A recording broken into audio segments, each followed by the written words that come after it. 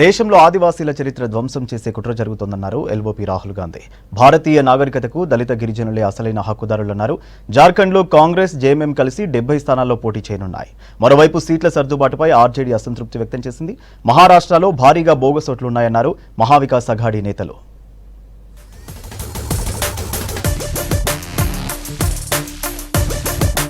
ఆదివాసులను BJP దోపిడీదారులుగా చూస్తుందన్నారు LOP Rahul Gandhi. ఆదివాసీలంటే అనాగరికులని బీజేపీ నేతలు భావిస్తున్నారన్నారు.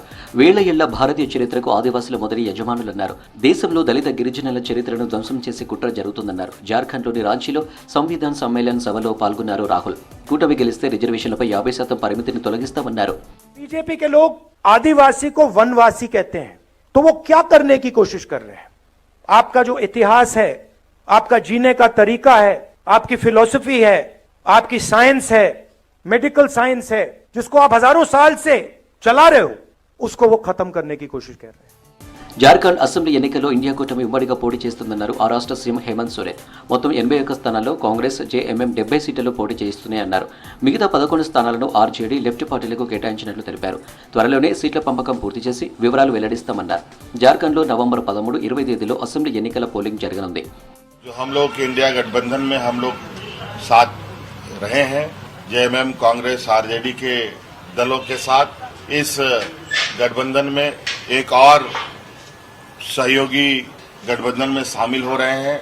लेफ्ट पार्टी की भी इसमें भूमिका होगी और इस चुनाव में अभी जो पहले चरण में ये बातें तय हुई है कि राज्य के 70 सीटों पर इंडिया गठबंधन के जेएमएम कांग्रेस के प्रत्याशी होंगे. జార్ఖండ్ అసెంబ్లీ ఎన్నికల్లో కాంగ్రెస్ జేఎంఎం సీట్ల సర్దుబాటుపై ఆర్జేడీ అసంతృప్తి వ్యక్తం చేసింది. సీట్ల పంపకాలు ఏకపక్షంగా ఉన్నాయన్నారు ఆర్జేడీ నేత మనోజ్. సీఎం హేమంత్ ప్రకటనతో నిరాశకు గురయ్యామని చెప్పారు.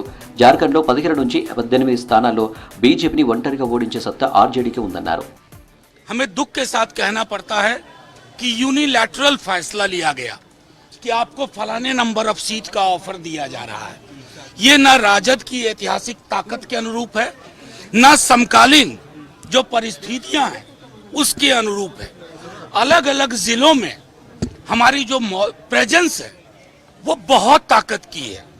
हम अपने गठबंधन के सहयोगियों को इस बात के लिए आग्रह करेंगे कि उसके अनुरूप फैसला लीजिए कि हमारी ताकत शायद बहुत ज्यादा है. మహారాష్ట్ర ఎన్నికలు దేశ రాజకీయాలను మార్చగలవన్నారు ఎస్పీ చీఫ్ అఖిలేష్ యాదవ్. ప్రధాని మోదీ పాలనలో దేశం ఆర్థికంగా దిగజారిందన్నారు. ఛత్రపతి శివాజీ మహారాజు విగ్రహం కూలిపోవడానికి బీజేపీ నేతల అవినీతి కారణమన్నారు. మహారాష్ట్ర ధూలేలో ఎన్నికల ప్రచారంలో పాల్గొన్నారు అఖిలేష్.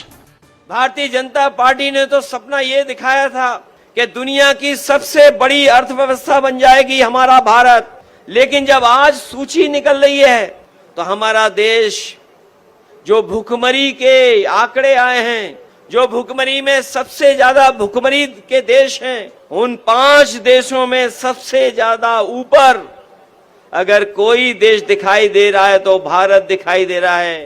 మహారాష్ట్రలో మహాయుతి సర్కార్ బోగస్ ఓట్లను ప్రోత్సహిస్తుందన్నారు ఎంవీఏ నేతలు. దీనిపై ఎన్నికల సంఘానికి ఫిర్యాదు చేశామని చెప్పారు. రాష్ట్రంలోని ఓటర్ లిస్టులో స్థానికులను తొలగించి స్థానికేతరుల పేర్లు చేర్చుతున్నారని ఆరోపించారు. ప్రతి ఏరియాలో 10,000కు పైగా దొంగ ఓట్లు ఉన్నాయన్నారు ఎంవీఏ నేతలు. चुनाव आयोग और महाराष्ट्र के कुछ अधिकारी उसमें इन्वॉल्व हो चुके हैं.